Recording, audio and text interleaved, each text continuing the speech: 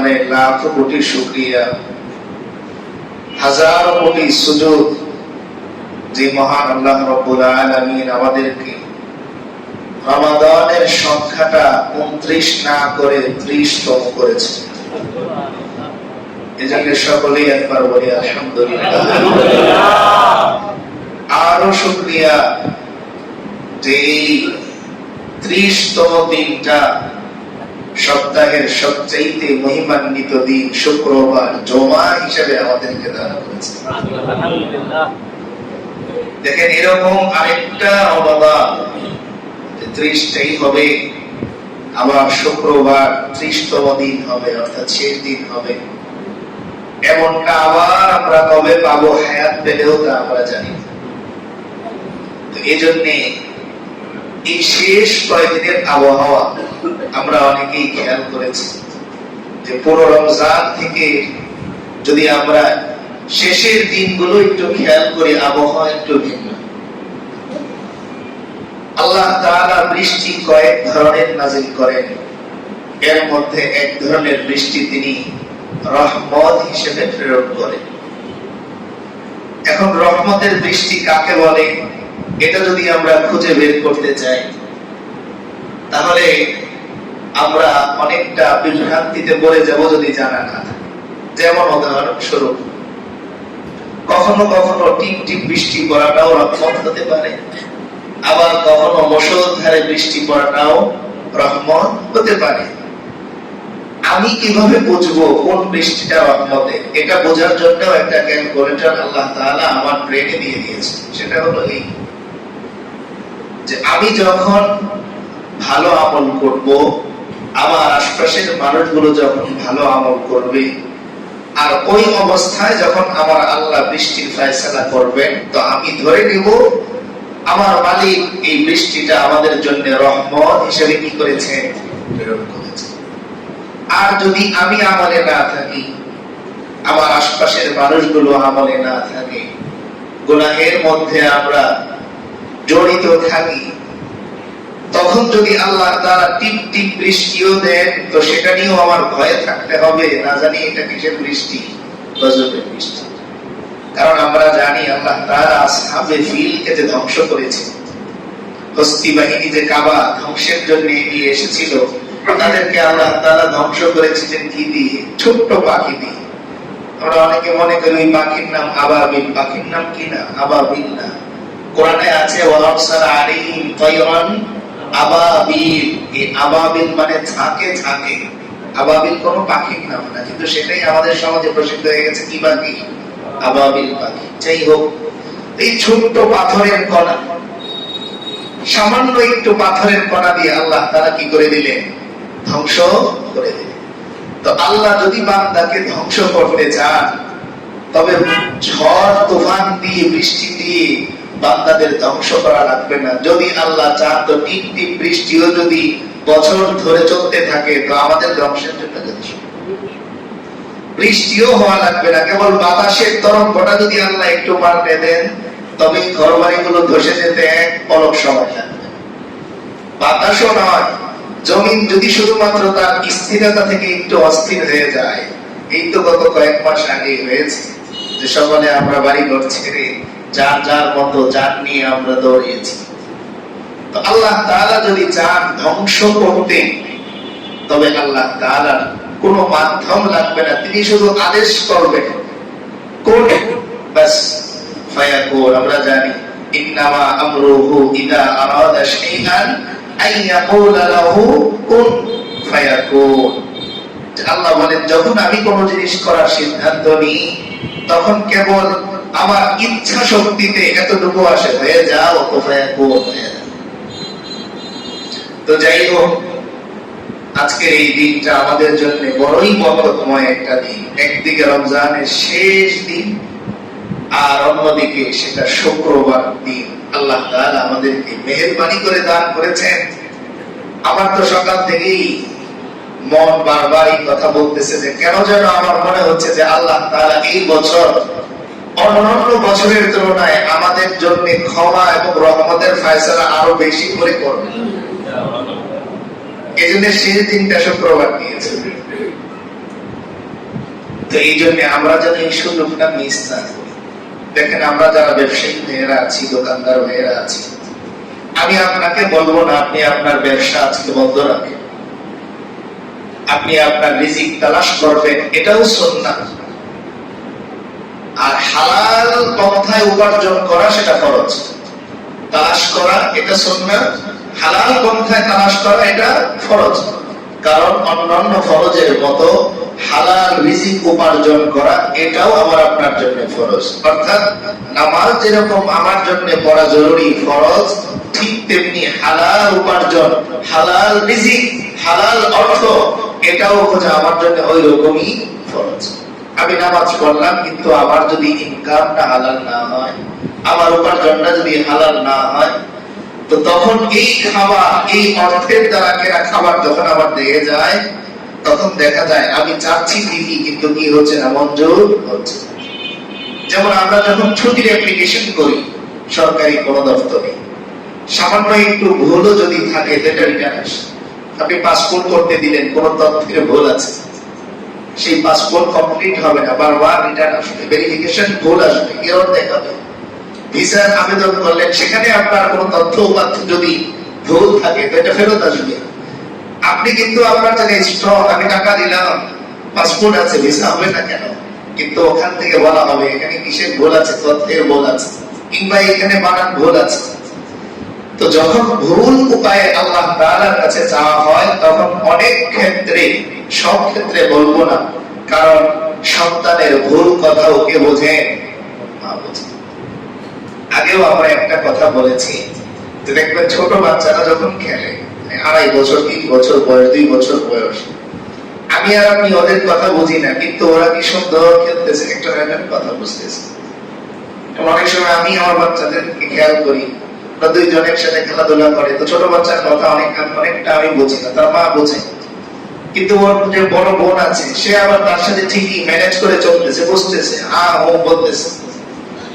তো একটা ছোট বাচ্চা যদি আর একটা ছোট বাচ্চা কথা বুঝতে পারে, অস্পষ্ট কথা, তো আমার আল্লাহ তো আলিমুম বিযাতিস সুদূর, তিনি বলেন, বান্দা তুমি যে রাতের গভীরে হৃদয়ের মধ্যে কল্পনা আঁকো, সেই কল্পিত অঙ্কন ছবিও আমি আল্লাহ স্পষ্ট দেখতে পাই, তোমার সেই নিঃশব্দের কান্নাও আমি আল্লাহ স্পষ্ট শুনতে পাই।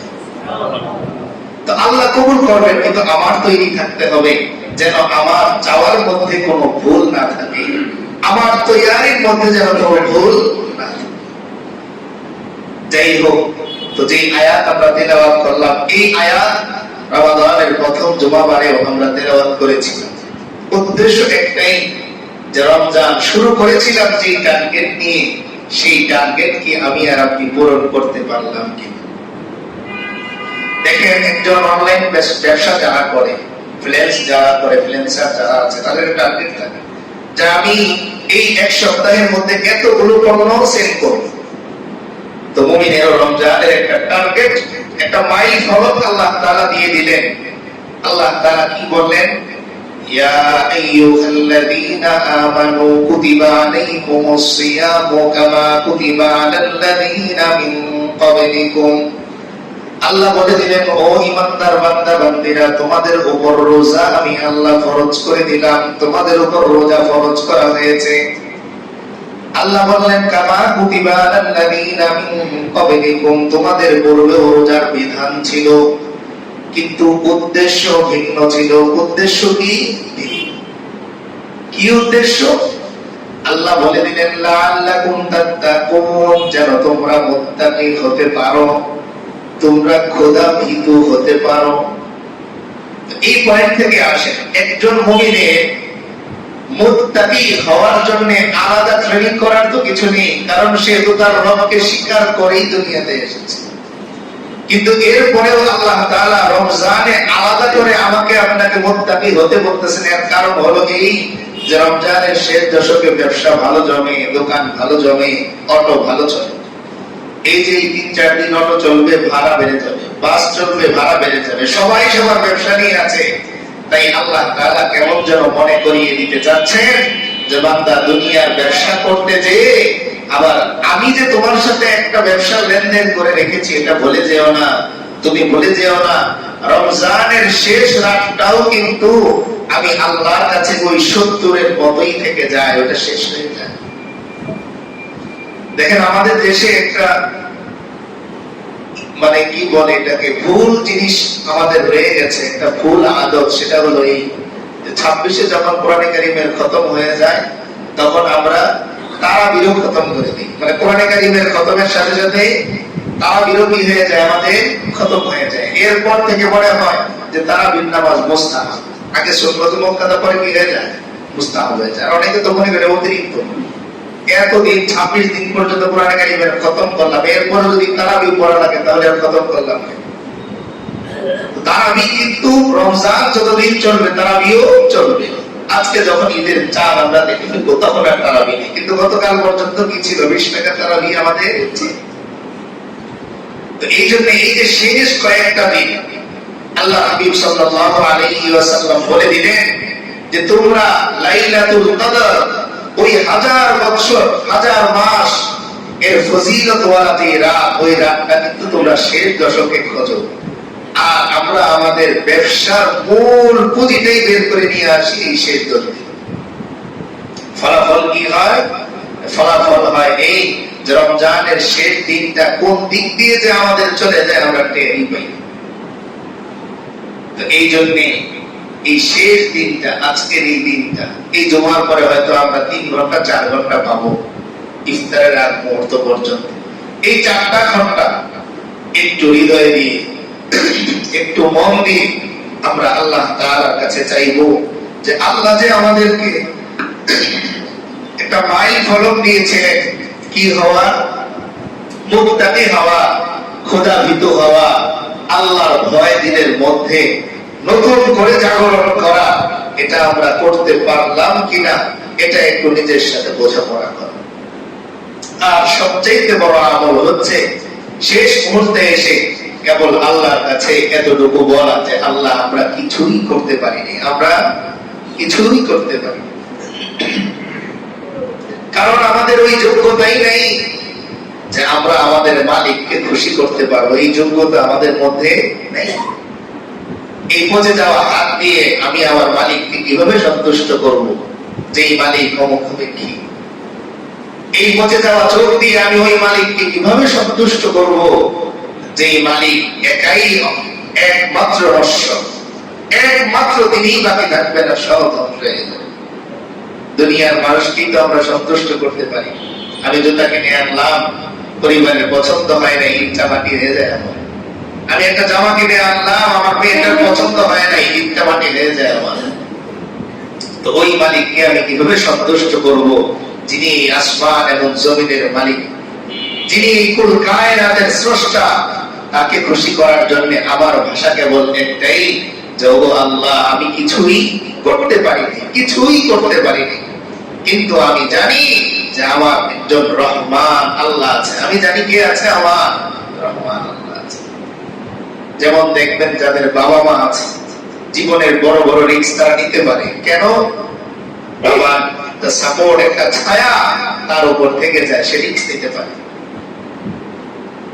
এই জন্য বাবা মা থাকতেই জীবনের বড় ঝুঁকিগুলো নিতে হয়। হারানোর পর আপনি একাই আপনার ছায়া, আপনাকে ছায়া দেওয়ার কেউ নেই, তখন আপনি আরেকজনের ছায়া হয়ে যান। তাই আল্লাহ তাআলা বললেন যে বান্দা, আমার কোনো লয় নাই, আমার কোনো ক্ষয় নাই, তোমার বাবার লয় আছে, ক্ষয় আছে। তিনি ছায়া হিসেবে তুমি থাকবেন না, তিনি তোমার থেকে একদিন সরে যাবেন, কিন্তু মনে রেখো আমি আছি। কুল্লু শাইইন হালিকুন ইল্লা ওয়াজহা। তুমি একটু খেয়াল করে দেখো, আমি মালিক তোমার সাথেই রয়ে গেছি। তোমার জীবনের যত বড় বড় ঝুঁকি নেওয়া লাগে, তোমার বাবা না থাকলেও তুমি নিও, কারণ আমি আল্লাহ হাসবুনাল্লাহু ওয়া নি'মাল ওয়াকিল। মুমিন মুখে এই কথা বলে, আমার আল্লাহই আমার জন্য যথেষ্ট। এই জন্য এই সামনের বাকি সময়টা খুব মন দিয়ে আপনি দোকান চালান আর জবানের মধ্যে সুবহানাল্লাহর জিকির রাখেন। আপনি ব্যবসা চালান, জবানের মধ্যে আল্লাহ আল্লাহ আল্লাহ আপনি জারি রাখেন। ব্যবসাও চললো, আখিরাতের পুঁজিও আমার জমা হয়ে গেল। আপনি যতক্ষণ একটা কাস্টমারের সাথে দামাদামি করবেন, ততক্ষণ দামাদামি না করে আপনি যেই রেটে বিক্রি করবেন বলে দিয়ে বাকি সময়টা সুবহানাল্লাহ বলেন। আপনি ওই মুহূর্তে একবার সুবহানাল্লাহ বলবেন, কাস্টমার কাপড় নিক আর না নিক, আমার আল্লাহ 70টা গাছ আপনার নামে জান্নাতে বরাদ্দ করে দিবে। এই আসমান জমিনের মধ্যকার ফাঁকা জায়গা 70 বার আল্লাহ তাআলা পরিপূর্ণ করে দিবে।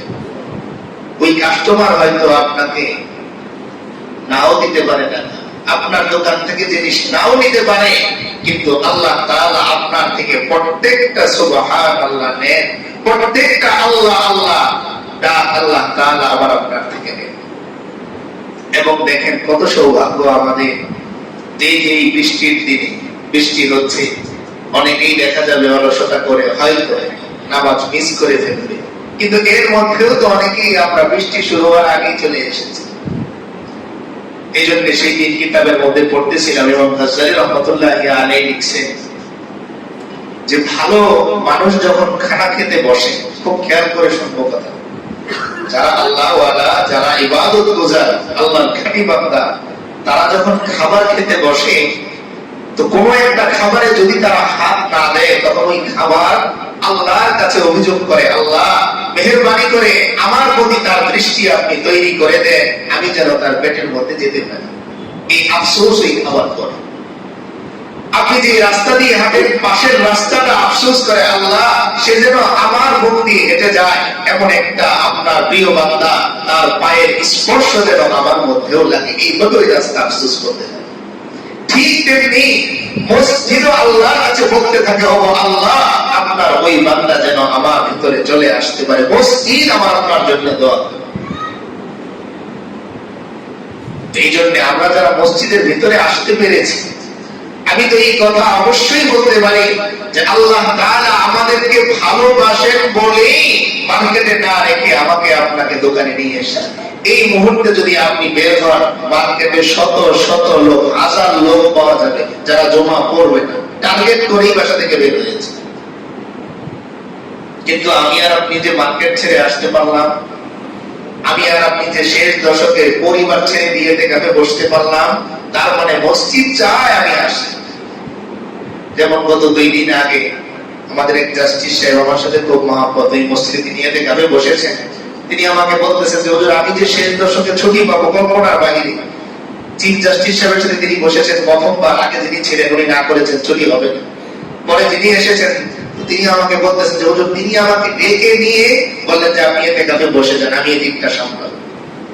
তখন আমি তাকে বললাম যে মসজিদ হয়তো আপনার জন্য চেয়ে আল্লাহর কাছ থেকে ছুটি মঞ্জুর করেছে, হয়তো চিফ জাস্টিস সাহেব তিনি তো জানেনই না আপনি এতে কাপ করেন, তিনি আপনাকে ডেকে এনে কেন বলবেন যে যান আপনি চলে যান, আমি এদিকটা ম্যানেজ করি। এই জন্য একটু আমরা ব্রেনটা খাটাবো, কোথায় আসলাম, কে নিয়ে আসলো, এটা যদি আমি আর আপনি চিন্তা করি তবে এখান থেকে কিছু নিয়ে যেতে পারবো। আর যদি চিন্তা না করি, কেবল জায়নামাজ নিয়ে আসি আর চলে যাই ঈদের নামাজের মতো, তবে আমি শুধু আসবো আর যাবো, কিন্তু কিচ্ছু পাবো। এই জন্য ফিকির যদি আমাদের ঠিক হয়ে যায়, ফিকির যদি আমরা করতে পারি, তবে জীবনে সাকসেস হওয়া আমাদের জন্য সম্ভব। একটা ইঞ্জিনিয়ার বাড়ির কাজ ধরে কখন আগে খাতার মধ্যে সে কি করে, তার প্ল্যানটাকে প্রকাশ করে, পরে কাজ করে। এমনকি ইঞ্জিনিয়ার পাওয়া যাবে যে আগে বিল্ডিং করে পরে হিসাব মেলাচ্ছে, এরকম ইঞ্জিনিয়ার আছে। তো আমাদের উচিত আগে প্ল্যান করা, প্ল্যান করে আমি আমার সময়টাকে কাটাই, আমি আমার ব্যবসার জন্য প্ল্যান করি, আমার দোকানের জন্য প্ল্যান করি, কিভাবে এটাকে সাজালে এখানে কাস্টমার বেশি আসবে, কোন লাইটটা দিলে কাস্টমারের আকর্ষণ বাড়বে।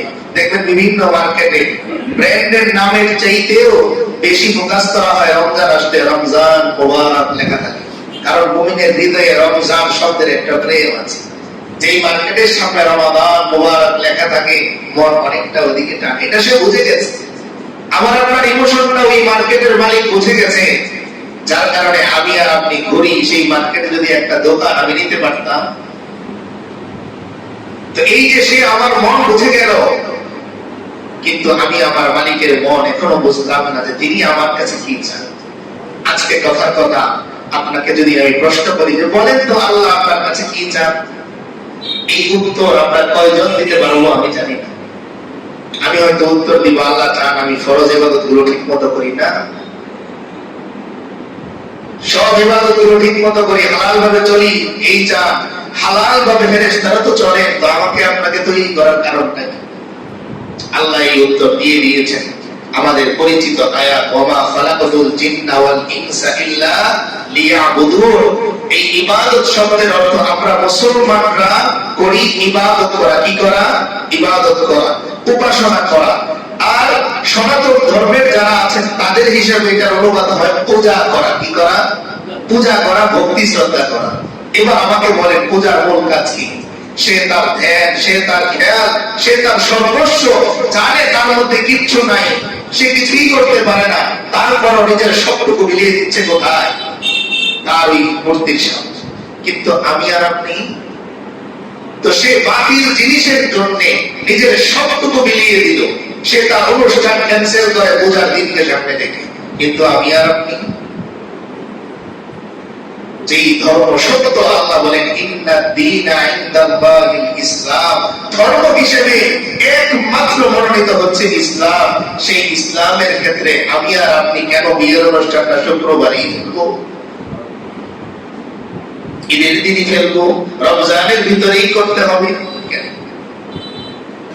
এর একমাত্র কারণ হচ্ছে আমি ফিকির করি নেই যে রমজান যে আমি পেলাম, শুনলাম একে সত্য, রমজান আমি পেলাম, শুনলাম হাত তুললেই কবুল হয়, কিন্তু হাত তুলেছি কয়দিন? ইফতারের আগে পরিবারের সাথে কয়দিন হাত তুলে একটু কান্নাকাটি করেছি? কয়দিন আলাদা করে ফিকির করেছি যে এই রাতটা একটু ইবাদতের মধ্যে কাটাই, কোরআন আমি পড়তে পারি না তো ঠেকে ঠেকেই পড়ি। ওলামায়ে কেরাম বলেছেন যে যে স্পষ্ট কোরআন পড়তে পারে আল্লাহ তাআলা তাকে নেকি দান করেন স্বাভাবিক, আর যে পড়তে পারে না ঠেকে ঠেকে পড়ে তাকে আল্লাহ তাআলা ফজিলত দান করেন ডাবল। একটা তো দান করেন পড়ার কারণে, আরেকটা দান করেন তার কষ্টের কারণে। এইজন্য দেখবেন যেই বোঝাটা নিতে একটু কষ্ট হয় ওটার পারিশ্রমিকও কি হয়? বেশি। আপনি রিকশায় একা যাবেন, ভাড়া 20 টাকা, আর যদি 3 জন যান রাস্তায় কি ভাড়া কত হয়ে যায়? 30 টাকা। আর যদি বলেন 5 জন উঠবো, রিকশার বলে নিয়ে যাবো আমি, 50 টাকা দিতে হবে। রাস্তা তো একই, কিন্তু এই ভারতের কারণে, কষ্ট বেড়ে যাওয়ার কারণে ভাড়া কি হয়ে যায়? বেড়ে যায়। আল্লাহ এটাই বোঝাতে চান যে বান্দা তুমি যখন কষ্ট করে ইবাদত করো, দোকানটা খুব চলতেছে, এরপরেও যখন 20 মিনিট আগে বন্ধ করে মসজিদে চলে আসো, তো ওই ভারতের কারণে, ওই কষ্টের কারণে তোমার ফজিলতটা খতিব সাহেবের চাইতেও আরো বেশি আমি আল্লাহ দিয়ে দিই। কারণ আমার কাজ, দায়িত্ব এটা, এখানে আমার আসতে হবে। কিন্তু আপনার দায়িত্ব না, আপনি নামাজটা ধরতে পারলে হয়ে যায়, এরপরেও যে আপনি 20 মিনিট আগে বন্ধ করতেছেন। তাই এই মুহূর্তে আমি বলবো আমার চাইতে আপনার দাম আমার আল্লাহর কাছে বেশি। এবং আমার আগে যারাই মসজিদে আজকে এসেছেন অবশ্যই এই কথা আমি স্বীকার করব, আমার চাইতে আপনার মহব্বত আল্লাহর কাছে অনেক বেশি দামি বিধায় আমার আগে আপনাকে মসজিদে নিয়ে এসেছেন, নয়তো আমি আগে আসতাম। তো আল্লাহ আপনাকে এতটুকু ভালোবাসা দিলেন, এতটুকু ভালোবাসায় তিনি আপনাকে জড়িয়ে রাখলেন, কিন্তু এরপরেও যদি আপনি ফাঁকা হাতে বের হয়ে যান, এর চাইতে আফসোসে, এর চাইতে দুঃখের আর কিছু হতে পারে না। আমার বাবার কাছ থেকে যদি আমার চাচাতো ভাই 500 টাকা নিয়ে যেতে পারে মন বলি, তা আমি 100 নিতে পারি না, এর চাইতে আফসোসের কিছু আছে? অনেকে অভিযোগ করে আমার আব্বা তো মুখকে বেশি মহব্বত করে, এ তো আমার জন্য পরিতাপের। বাবা আমার মহব্বত পেয়ে যায় আরেকজন, এমন কি জাদু সে করল, কি মন্ত্র দিয়ে সে আমার বাবাকে মুগ্ধ করলো? তো আল্লাহ তাআলা কোরআনে কারীমের মধ্যে স্পষ্ট বলেছেন যে যদি তোমরা ধোঁকায় না পড়তে, তাহলে কাফের মুশরিককে আমি এই পরিমাণ দিতাম যে তোমরা কল্পনাও করতে পারতে না, এই পরিমাণ আমি দিতাম। কিন্তু তোমাদের ধোঁকায় পড়ে যাওয়ার ভয়ে আমি কি করতেছি না? দিতেছি না। তো দুনিয়া পাওয়ার নাম আল্লাহকে পাওয়া নয়, বরং আল্লাহকে পাওয়ার ক্ষেত্রে, আল্লাহকে পাওয়ার পর যদি আমি দুনিয়া পাই তো সেটা শুকরিয়া, সেটা ভালো বিষয়। এই জন্য আবার অনুরোধ, এই যে আল্লাহ বললেন মুত্তাকি হওয়া, খোদার ভয়, আল্লাহর ভয় দিলের মধ্যে আনা, একমাত্র ভরসা, একমাত্র নির্ভরতা আল্লাহ কেন্দ্রিক হওয়া, এটাই এই রমজানের মূল ট্রেনিং, এটাই রমজানের মূল চালক। দেখেন আগামীকাল ঈদের দিন, কিন্তু আগামীকাল রমজানের দিন না। আগামীকালের পরের দিন আপনার ছুটির দিন, কিন্তু মনে রাখবেন আগামীকালের পরের দিন আর রমজানের দিন না। আগামী 1 মাস পরে হয়তো আপনার অফিস আবার ছুটি হবে, কিন্তু মনে রাখবেন আগামী 1 মাস পরে রমজান আপনার জীবনে আসবে না। আগামী 2 মাস পরে হয়তো আবার কুরবানির ঈদ সামনে চলে আসবে, কিন্তু মনে রাখবো আগামী 2 মাস পরে রমজান আমি পাচ্ছি না। আগামী 6 মাস পরে আমার ছেলের হয়তো আবার স্কুল ছুটি হবে, দূরে কোথাও ঘুরতে যাবো প্ল্যান করেছি, কিন্তু আগামী 6 মাস পরে রমজান আমার জীবনে আসবে না। এই আজকে এই মুহূর্তে আমরা যারা এই মসজিদে বসে আছি, এর মধ্যেও আগামী রমজানে যদি আমরা বেঁচে থাকি মিলিয়ে দেখবো অনেক জনের জায়নামাজ থাকবে, কিন্তু তারা থাকবে না। এই জন্য আলোচনা একটাই, বয়ান একটাই, আমি আর আপনি আমার আখেরটা গোছাই, আমি আর আপনি আমার জীবনটা বদলাই। আর কত রমজান আমরা পেলে আমরা বদলাবো, আর কত শুক্রবার আমার জীবনে আসলে আমি বদলাবো, আর কতবার, আর কত বয়ান শুনলে আমি আর আপনার হৃদয়টা করবে, আর কত। একটু নিজেকে প্রশ্ন করুন। এই জন্য জাহান্নাম ও হাসরের ময়দানে আল্লাহ তাআলাকে জিজ্ঞেস করবে, ওয়া তাকুলু হাল মিন মাজিদ। আল্লাহ প্রশ্ন করবেন, হালিম তালাক্তি, ও জাহান্নাম তুমি কি তৃপ্ত হয়েছো না আরো দরকার? তখন জাহান্নাম বলবে, ও তাকুলু, জাহান্নাম সাথে সাথে বলবে আল্লাহর কাছে, হাল মিন মাজিদ, ওগো আল্লাহ আপনার নাফরমান বান্দার সংখ্যা কি আরো আছে? তবে আমি প্রস্তুত তাকে আমার মধ্যে নেওয়ার জন্য। ও তাকুলু হাল মিন মাজিদ। আল্লাহ ওই পুরো সূরার মাঝখানের অংশে একটা একটা করে বয়ান বলেছেন, ওয়াজাআত সাকারাতুল মাউতি বিল হক। বান্দা মনে রেখো, একদিন মৃত্যুর যন্ত্রণা এই ছটফটানি তোমার জীবনেও আসবে। ওয়াজাআত কুল্লু নাফসিন মাআহা সাইকু ওয়া শাহীদ। প্রত্যেকটা বান্দাকে হাতের মধ্যে ধরা থাকবে একজন ফেরেশতা, আর তার পক্ষে একজন সাক্ষী চলে আসবে। সেই দিন আমার আপনার জীবনেও আসবে। এই যে রমজান কেটে কেটে আগামীকাল থেকে আপনাকে আর কেউ বলবে না সাহারির সময় ওঠেন, এই মাইকে আর কেউ ডাকবে না সাহারির সময় হয়েছে ওঠেন, কেউ ডাকবে না। ইফতারের সময় কেউ আমার সামনে আর খেজুর ধরবে না, সর্বদা ওই ইফতারের মুহূর্তে আপনার সামনে কেউ নিয়ে আসবে না। তারাবির জন্য কেউ আর আপনার জন্য অপেক্ষা করবে না। এশার পর দেখবেন কেমন মসজিদটা ফাঁকা হয়ে যায়। তখন যদি আপনার ওই দিল থাকে, তবে আপনাকে কেউ এই কথা বলা লাগবে না, আপনার হৃদয়ই অস্থির হয়ে যাবে। এই জন্য দেখবেন অনেক সময় অনেক ওলামায়ে মাহফিল সাহেবরা খতমের দিন অটোমেটিক চোখ দিয়ে পানি চলে আসে। শেষ আয়াতগুলো যখন পড়ে তো অটোমেটিক চোখ দিয়ে পানি চলে আসে। আরেকবার কবে সুযোগ হবে এই কোরআন পড়ার? নামাজের মধ্যে এইভাবে এত মানুষ নেই। এই যে আজকে তারাবি হবে না, দেখবেন অনেকের মনের মধ্যে শূন্যতা কাজ করবে। একটু খেয়াল করবেন, যদি শূন্যতা কাজ করে আপনার, আমি বলে দিচ্ছি আপনি মুত্তাকি হয়েছেন কিনা, এটার ফর্মুলা বলে দিচ্ছি। আজকে এশার নামাজ পড়ার পরে যদি দেখেন আপনার হৃদয়ে ব্যথা লাগে, তবে বুঝবেন আপনি মুত্তাকি হয়েছেন। আর যদি আনন্দ লাগে আজকে তারাবি নাই, তবে বুঝবেন আপনি ট্রেনিং এ সফল হতে পারেন নাই, আমি সফল হতে পারি নাই।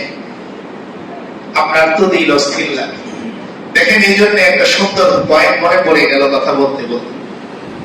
ঈদুল ফিতরে নামাজের আগে কিছু খাওয়া সুন্নাত, তাই না? কেন জানেন? এর কারণ আমি খুঁজতেছিলাম যে নামাজের আগে কেন খেতে হবে। তো একটা কারণ পেলাম, এই যে এই যে মুমিন না খেতে খেতে সে তো সাহারি খায়, এরপরে তার খাওয়ার নেই। এই না খেতে খেতে তার যে একটা অভ্যাস হয়েছে, তো এই জন্য এই অভ্যাসটা পরিবর্তন করার জন্য আল্লাহ তাআলার পক্ষ থেকে তার হাবিবের মাধ্যমে নামাজের আগে কিছু খেয়ে এরপরে নামাজে আসা। ওই যে অভ্যাসটা দেখবেন আগামীকাল ঈদের দিন যে অনেকের সাহারির সময় ঘুম ভেঙে যাবে, আপনার দেহে অ্যালার্ম রয়ে গেছে বলে আপনার ফোন মনে রাখলো সাহারির কথা। দেখবেন হয়তো আপনি যে অ্যালার্ম দিয়ে রেখেছেন প্রতিদিন 4টা বাজে, হয়তো মনে থাকবে না। এখন আমার কথা শুনে পাল্টায় না থাকুক, আপনার হৃদয়ে আরেকবার সাহারির কথা মনে করুন, পাল্টে দিয়ে। দেখবেন আগামীকাল হঠাৎ করে 3:50 আপনার ঘড়িতে অ্যালার্ম বেজেছে, দেখবেন হৃদয়টা ভেঙে যাবে, আরে সাহারি তো আর খেতে পারবো না। রমজানের সাহারি আপনি খেতে পারবেন, কিন্তু ঈদের দিন রোজা রাখা নিষিদ্ধ, রাখতে পারবেন না। কিন্তু আপনার হৃদয়টা ভেঙে যাবে ওই ভাঙা হৃদয় নিয়ে। যখন আপনি কিছু মুখে দিয়ে হৃদয়টা চায় না, এরপরে সুন্নাহ হিসেবে খেয়ে যখন আপনি মাঠে আসবেন, এবার আল্লাহ তাআলা বলবেন এই একটা মাস তুমি ট্রেনিং করেছো, এবার সার্টিফিকেট নিয়ে যাও, আমি আল্লাহ তোমার জিন্দেগীর সব গুনাহ মাফ করলাম, তোমাকে জান্নাতি বানিয়ে দিলাম। আর তুমি আসলেই মুত্তাকি হয়েছো, এর গ্যারান্টি স্বয়ং আমি আল্লাহ তোমাকে দিয়ে দিলাম। সেই দিনটা আগামীকাল আসতেছে। প্রত্যেকটা ছেলেই ফলাফলের আগের দিন খুব ভয় লাগে, আগামীকাল ফলাফল কি আসে। আর আমরা ব্যস্ত হয়ে যাই মার্কেট করতে, কোনো চিন্তা নাই আগামীকাল কি আমি ক্ষমা পাবো কিনা, পেলে পেলাম, না পেলে নাই, এরকম একটা ভাব এমকে আর ভাব আমাদের মধ্যে চলে আসে। এই জন্য আপনি দোকান চালান, ব্যবসা চালান, অটো চালান, জবানের মধ্যে অন্তত জিকিরটা তো রাখতে পারেন, কলবের জিকিরও শুনে না। এবং সবচেয়ে পছন্দের জিকির আল্লাহ তাআলার কাছে, যে বান্দা জগৎ দুনিয়াই করে কিন্তু তারপরও তার হৃদয়ের মধ্যে কি থাকে, আল্লাহ আল্লাহর জিকির থাকে, আল্লাহর তাসবিহ তার হৃদয়ের মধ্যে থাকে, এই জিকিরটা আল্লাহর বড় পছন্দ। দেখেন আমরা দুনিয়ার ক্ষেত্রে একটা কথা বলি, দুই নৌকায় পা দিতে পড়ে যেতে হয় না, কিন্তু একমাত্র আল্লাহ তাআলার ক্ষেত্রে আমি দুনিয়াও করব, আখিরাতও হয়ে যায়। আপনি ঘুমানোর সময় দোয়া করে ডান কাত হয়ে সুন্নাহ অনুযায়ী ঘুমাচ্ছেন, সারা রাত নফল ইবাদতের সওয়াব কে লিখে? আল্লাহ অটোমেটিক ফেরেশতাকে বলেন, ফেরেশতাকে আল্লাহ বলেন আমার এই বান্দা জেগে থাকলে কি করতো? তো ফেরেশতা বলে না তো আর আমরা জানি না কি করতো। আল্লাহ বলেন ও শেষে কি করেছে, ও শেষে দোয়া করেছে আল্লাহুম্মা বিসমিকা আমুতু ওয়া আহইয়া, সে আমার নামের জিকির করেছে, আল্লাহ আপনার নামেই মরি, আপনার নামেই আবার জেগে উঠি। তো আল্লাহ বলে যদি জেগে থাকতো তো আমার তাসবিহ পাঠ করতো, তো সারা রাত জিকির করার নেক আমার আপনার নামে লেখা হয়। তো একমাত্র আল্লাহ যিনি বান্দাকে যেইভাবে তার ইচ্ছা, যেইভাবে তার মনে চায় আল্লাহকে রাজি খুশি করার, আল্লাহ বলেন আমি প্রস্তুত, তুমি যেইভাবে আসো। দোকান করতে করতে আমাকে পেতে চাও, সম্ভব? অসম্ভব না। ব্যবসা করতে করতে আমাকে পেতে চাও, সম্ভব? অসম্ভব না। সেই তুমি মন্ত্রণালয়ে বসেও যদি আমাকে সন্তুষ্ট করতে চাও তো সম্ভব? অসম্ভব। অনেকে বলে যে আমি যে চাকরি করি এখান থেকে সম্ভব না, সম্ভব এখান থেকে, ওখান থেকে আপনি আল্লাহর কাছে চান। হযরত সুলাইমান আলাইহিস সালামের চাইতে তো আর বেশি বড় পদে আমরা কেউ নেই। পুরো পৃথিবীটা তিনি শাসন করেছে, বাদশা সুলতান নাই, পুরো পৃথিবীটা শাসন করেছে, কিন্তু আল্লাহ তাআলার ইবাদত থেকে বিন্দু পরিমাণ তারা কি হন নাই, কখনো কাফের। তো এই জন্য আবারও আমাদেরকে এই কথাটা মনে রাখতে হবে যে আজকের এই দিনটাই শেষ, আরেকবার পেতে হলে আবারও একটা বছর অপেক্ষা করতে হবে। সেই অপেক্ষা আমার আদৌ শেষ হবে কিনা, না এর আগে আমি আর আপনি কবরে চলে যাব, কেউ বলতে পারে। তো এই শেষ সময়টা আমরা কাজে লাগাই। আল্লাহ তাআলা বলেছেন যে আমি যতক্ষণ পর্যন্ত বান্দা আমার কাছে সারেন্ডার করে ততক্ষণ পর্যন্ত তাদেরকে ধ্বংস করি না। আজকাল আমরা সারেন্ডার করতে রাজি না, এই কথা বলতেই রাজি না যে আমি করতে পারি নাই, বরং এটা বলি চেষ্টা করেছি।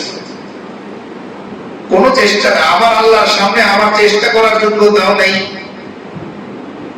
এজন্য আল্লাহ বলেছেন ওমা কানাল্লাহু মুআযযিবাহুম ওয়া হুম ইস্তাগফিরুন। ইস্তিগফার করার সহজ বাংলা যদি বলি, এমনিতে ক্ষমা প্রার্থনা করা, কিন্তু এই ক্ষমা প্রার্থনা করার মানে কি? সহজ কথায় সারেন্ডার করা, আমি অপরাধী। আল্লাহকে কি বলা? আল্লাহ আমি কাঠগড়ার আসামি, কলম আপনার হাতে, আপনি যদি লিখে দেন আমার ফাঁসি তো আমার ফাঁসি হয়ে যাবে, আপনি যদি লিখে দেন আমার যাবজ্জীবন তো যাবজ্জীবন হয়ে যাবে, আর আপনি যদি লিখে দেন বেকসুর খালাস করে দিলাম তো আমার বেকসুর খালাস হয়ে যাবে। তাই আল্লাহকে বলা, ও আল্লাহ আমিও আমার দরবারের আসামি, আপনি যদি লিখে দেন আমি রহমত পেয়ে যাব, আপনি যদি লিখে দেন আমি মাগফিরাত পেয়ে যাব, আপনি যদি লিখে দেন আমি জাহান্নাম থেকে মুক্তি পেয়ে যাব। আপনার আদালতে আমার এই সিদ্ধান্তকে রিট করার মতো ক্ষমতা কারো নেই। সাধারণ আদালত থেকে একটা রায় হওয়ার পরে রিট করা যায়, আপিল করা যায়, কিন্তু আল্লাহর ক্ষমতা এমন যে এখানে অন্য কেউ আপিল করার সুযোগ নেই। আল্লাহ একাই জজ। এজন্য আল্লাহ হাসরের ময়দানে প্রশ্ন করবেন লিমানিল মুলকুল ইয়াউম, নিজেই উত্তর দিবেন লিল্লাহিল ওয়াহিদিল কাহ্হার, একমাত্র পরাক্রমশালী চিফ জাস্টিস হলাম আমি আল্লাহ। দুনিয়াতে তোমাকে জাস্টিসের চেয়ারে আমি বসিয়েছিলাম ন্যায়ের বিচার করার জন্য, করো নাই তো আজকে আমি আল্লাহ চিফ জাস্টিস, আসো তোমার বিচার আমি আল্লাহ করব। এই জন্য আজকের এই রাতটা আল্লাহর কাছে সারেন্ডার করার জন্য আমরা নির্ধারণ করব যে যেভাবে পারি আমি আমার দুনিয়াও করব, পাশাপাশি আল্লাহকেও আমি রাজি খুশি করব।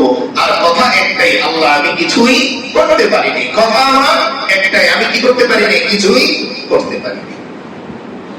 হ্যাঁ, তবে আমার হৃদয়ের মধ্যে এটা থাকবে যে আমি যেন ইন্তেকালের আগে, মৃত্যুর আগ মুহূর্তে মুত্তাকি হয়ে যেন কবরে যেতে পারি, এই ফিকির আমার দিমাগে, আমার হৃদয়ের মধ্যে থাকবে, এবং সেটা বাস্তবায়নের জন্য আমার পরিপূর্ণ চেষ্টাও থাকতে হবে।